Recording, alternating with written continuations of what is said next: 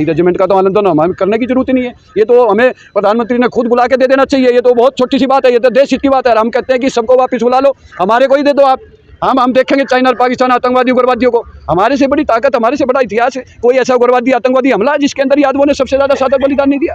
क्यों नहीं हमारी हाई रेजिमेंट बनेगी? हमारा हक है, ये भीख नहीं है, और हम लेके रहेंगे आके, ठीक है ना। जैसे कोई कहता है राम को लाया, कोई कृष्ण को लाया, हम जो है खुद ही कृष्ण के वंशज हैं और हम खुद आए हैं, और हमें हाई रेजिमेंट चाहिए और हाई रेजिमेंट लेकर रहेंगे, वरना आपको सत्ता से उखाड़ फेंकने का काम ये यादव समाज करेगा।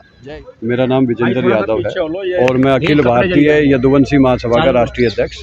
और आज जो विश्व की 8 महानतम लड़ाइयों में सबसे बड़ी लड़ाई 18 नवंबर 1962 भारत चाइना युद्ध के 114 वीर जिन्होंने शहादत देकर, बलिदान देकर जम्मू और कश्मीर को बचाया था और युद्ध विराम करने पर मजबूर किया था। आज उन वीरों को सच्ची श्रद्धांजलि अर्पित करने के लिए यादव शौर्य दिवस हर वर्ष की भांति यदुवंशी महासभा बनाती है, और आज 114 वीरों को हमने सच्ची श्रद्धांजलि अर्पित की है और माननीय प्रधानमंत्री और माननीय रक्षा मंत्री को एक ज्ञापन दिया है। और ज्ञापन में हमारी मांग है कि 2024 के लोकसभा चुनाव से पहले घोषणा पत्र में हाई रेजिमेंट का मुद्दा लिया जाए और 2024 के चुनाव के अंदर ही हाई रेजिमेंट का गठन किया जाए। अगर ऐसा सरकार नहीं करती है तो यादव समाज जो है अब पूरे देश में जागरूक हो चुका है और हाई रेजिमेंट की गूंज लोकसभा, राज्यसभा, विधानसभा में गूंज रही है। देश का हर संगठन यादव आज रोड पर निकल चुका है। देश का हर यादव इसको जान चुका है, इतिहास जान चुका है और वो रोड पर निकल चुका है।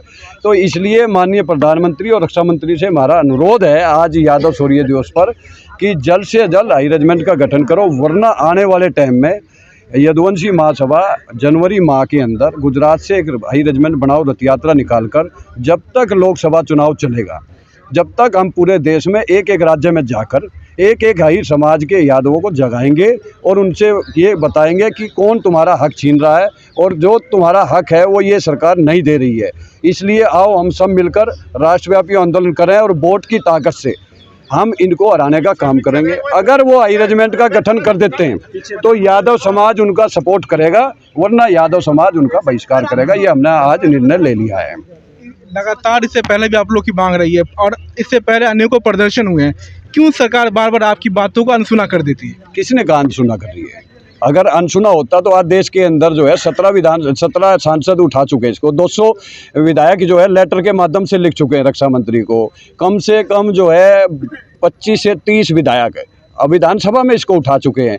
जो लोकतंत्र में सबसे बड़ा जो है मंदिर वो संविधान, वो हमारा लोकसभा और राज्यसभा है, उसके अंदर हमारा मुद्दा उठ रहा है। अब सरकार ये देख रही है कि यादव समाज का आंदोलन का माहौल अभी नहीं बना है। जैसे यादव समाज लाखों और करोड़ों की संख्या में रोड पर निकलेगा, यही सरकार यादव समाज की इस मांग को आगे झुकेगी और हाई रेजिमेंट का गठन कराएगी। मैं आपको विश्वास दिलाता हूं। और यादव समाज अब एकता की तरफ चल चुका है, जागरूक हो चुका है, और आने वाले समय में आप देखोगी जल्द से जल्द चुनाव से पहले यादव समाज का एक बहुत बड़ा राष्ट्रव्यापी आंदोलन होने जा रहा है और इस सरकार को ताकत का एहसास कराएंगे हम, और ये हाई रेजिमेंट का गठन कराकर दम लेंगे। सर, कहीं ना कहीं ऐसा लगता है, जैसे आपने हाई रेजिमेंट की बात की, तो कहीं एक जातिवाद की भावना नहीं नजर आती? यार जातिवाद क्या बात है? सिख, जाट, गोरखा, मराठा, नागा, महार रेजिमेंट जातियों के नाम से है, क्षेत्रों के, धर्मों के नाम से बनी हुई है।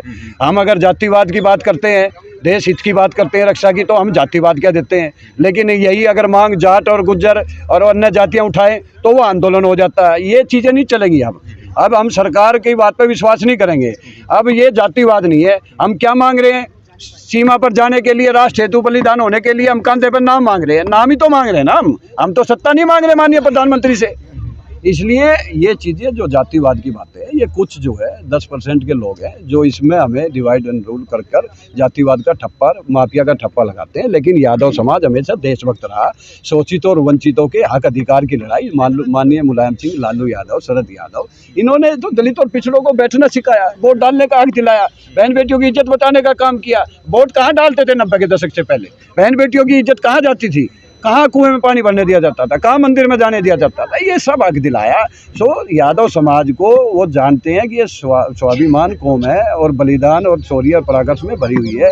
अगर ये इकट्ठा हो गई और ये पूरे देश में एकजुट हो गए तो आने वाले टाइम में ये वोट की ताकत है सत्ता में कब्जा कर लेंगे। इसलिए वो हमारे को जातिवाद का ठप्पा लगाकर, कहीं माफिया का ठप्पा लगाकर फर्जी मुकदमे लगा रहे हैं। अलग अलग जगह अत्याचार अन्याय हो रहा है। मैं कहना चाहता हूँ जिसने अत्याचार अन्याय के खिलाफ लड़ाई लड़कर न्याय दिलाया उसके खिलाफ अत्याचार होगा तो इस देश के अंदर कृष्ण भगवान दोबारा आएगा ही आएगा किसी न किसी रूप में।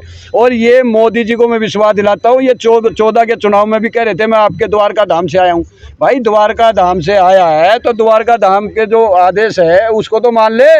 जो भगवान श्री कृष्ण के वंशज जो लगातार इस मांग को मांग रहे, आपसे गठन की बात कर रहे हैं, उस गठन की तो बात कर ले पहले, तभी तो तू द्वारका धाम की बात करेगा। इसलिए कहीं ना कहीं हमारे साथ छल किया जा रहा है। क्या है लगता है कि जो ओबीसी एससी के लोग, जैसे भी आपने कहा 90% लोग, हाँ जी, ये अपनी मांगों के लिए प्रदर्शन करते हैं, जबकि जो श्रवण है उनको 10% आरक्षण बिना मांग के मिल गया, ऐसा यही तो इस देश का दुर्भाग्य है। 72 घंटे के अंदर जो है सरोन आरक्षण जो 10% है लागू कर दिया और सभी ने तालियां बजा दी, हमारे लोगों ने भी तालियां बजाई उसके अंदर, एक दो को छोड़कर। यही दुर्भाग्य है कि हमें तो गैरों में दम ही कहा था, हमें तो अपनों ने लुटा। आज अगर हाई रेजिमेंट भी नहीं बन रही है तो मैं इसको पार्टियों से ज्यादा यादव समाज के मंत्री संतरी जो आज बने बैठे हैं, जो उस समय से चले आ रहे हैं, ये दोषी रहे हैं। वरना किसकी औकात है जो यादव समाज की मांग को ना मानने। आज हमें आंदोलन की जरूरत है। हमारा तो इतना बड़ा शौर्य पराक्रम शहादत बलिदान से भरा हुआ इतिहास है। जब यादव रोड पे निकल जाता है तो वो शेर है, बब्बर शेर, जो अच्छे अच्छे गादड़ों को जो है ना कुएं वहाँ उल्टा उसमें भेज देने का काम करा है हम लोगों ने। आज चाइना और पाकिस्तान जो है ना भारत की तरफ आग नहीं उठाते ना, तो ये इतिहास है हमारा। हमारे 55 हीरो ने जो है 800 पठानों को मार कर जम्मू कश्मीर बचाया। 62 में जो 114 वीरों ने शहादत दी, फिर जम्मू कश्मीर बचाया। अरे भाई कौन सी ऐसी लड़ाई है? 65, 71, कारगिल, अक्षरधाम मंदिर, बॉम्बे ताज हमला, सर्जिकल स्ट्राइक, सब हम लोगों ने किया है। मैं कहता हूँ सबका योगदान है, हम ये नहीं कहते कि औरों का योगदान नहीं है, लेकिन उसमें सबसे ज्यादा वीर पदक किसके नाम है? आप गूगल पे ठा लीजिए। पहाड़ किसके नाम है? यादव हिल बड़गांव का, वो हमारे नाम से है। आज तक 33 करोड़ देवी देवता आपने सुने होंगे, लेकिन यह वीर हिल धाम देखिए जो आज तक किसी वर्ल्ड में किसी जाति का नहीं, देश की तो छोड़ दीजिए, वर्ल्ड में किसी समाज का नहीं है। और ये हमारे समाज का तो ये ऐसे ही बना दिया गया, ये हमने नहीं बनाया। ये जो है, ये जो हमारा वीर हिल धाम बनाया, ये आर्मी ने और उस समय की सरकार के आदेश से बनाया गया। तो ये बहुत बड़ा ऐतिहासिक धाम है। इस धाम की कसम है यदुवंशी समाज के लोगों को और देश के सभी यादव संगठनों को और सभी नेताओं को, या तो आपस में ईर्ष्या ईगो छोड़कर एक दूसरे का हाथ पकड़कर जय यादव माधव के साथ चलो, इस सरकार को झुकाओ और अपनी हाई रेजिमेंट भी लो। और देश के अंदर आर्थिक, सामाजिक और राजनीतिक हिस्सेदारी, हमें खाली हाई रेजिमेंट नहीं चाहिए, हमें राजनीति में भी हिस्सेदारी चाहिए। क्योंकि हम अगर सत्ता में बैठेंगे तभी जवान और किसान, जभी मजदूर, जभी तो हमारा उसको हक दे पाएंगे हम लोग। इसलिए कहीं ना कहीं हम लोगों को राजनीति में भी हिस्सेदारी चाहिए, आर्थिक और सामाजिक भी हिस्सेदारी चाहिए, और हमें अपना आरक्षण भी बचाना है। और जातिगत जनगणना कराकर संख्या के हिसाब से जिसकी जितनी संख्या भारी उतनी हिस्सेदारी। मेरा आज यहाँ से एक ही संदेश है देश के प्रधानमंत्री और रक्षा मंत्री को कि आपने 14 में भी द्वारका धाम का नाम लिया था भगवान श्री कृष्ण का।